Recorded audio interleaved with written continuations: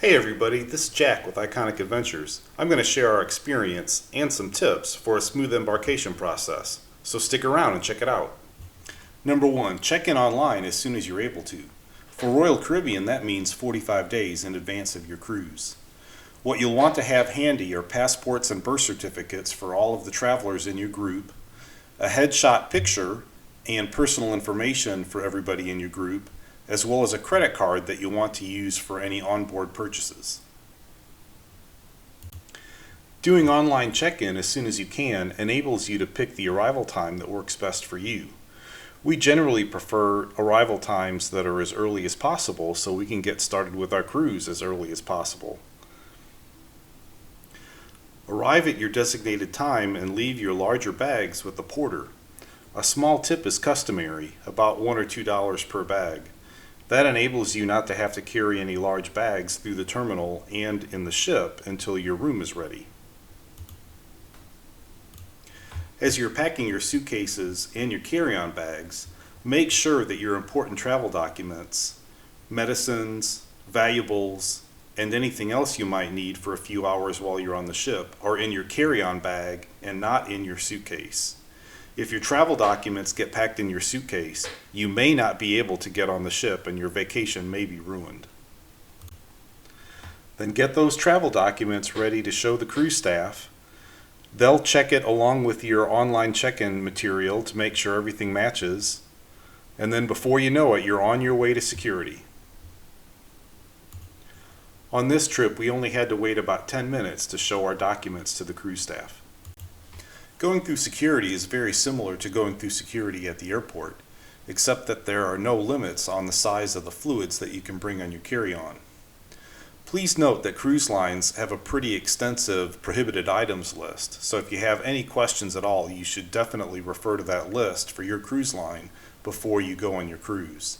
In particular, even though some marijuana products are legal in our country now, marijuana products are almost 100% prohibited from cruise lines.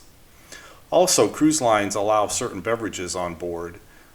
Again, the criteria vary from cruise line to cruise line. Royal Caribbean generally allows one 750 milliliter bottle per adult per cabin.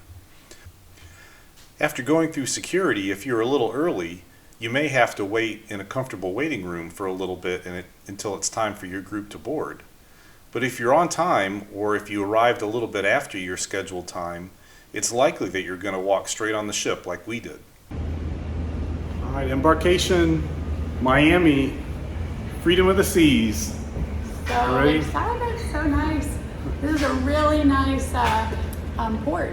Miami, very nice inside and just a really neat. So 1:30, we breezed through. Yep. As soon as you get on board, you'll want to check in at your muster station. The cruise lines have made this process so much easier than it used to be.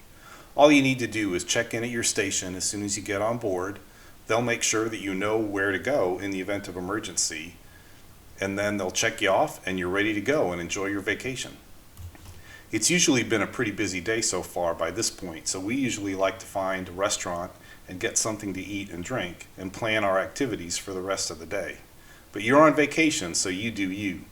If you do go to the buffet, a good tip is to go all the way to the back to look for a seat, because people generally haven't gotten very familiar with the ship yet, and they generally don't go all the way to the back, so there's usually some good seats there on the first day of the cruise.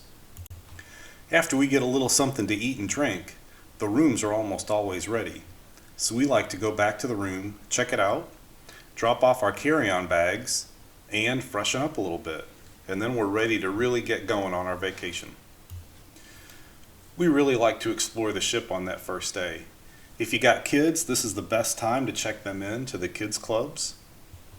And then at around 5 p.m., it's time for sail away. At a beautiful location like Miami, we enjoy going up to the top deck and watching the beautiful scenery fade off into the distance. But if you're really into the party scene, the place you want to go is to the pool deck.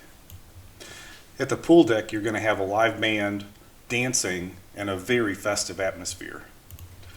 On Royal Caribbean's Freedom of the Seas and its sister ships, the bow on the front of the ship is completely open and completely available to the public.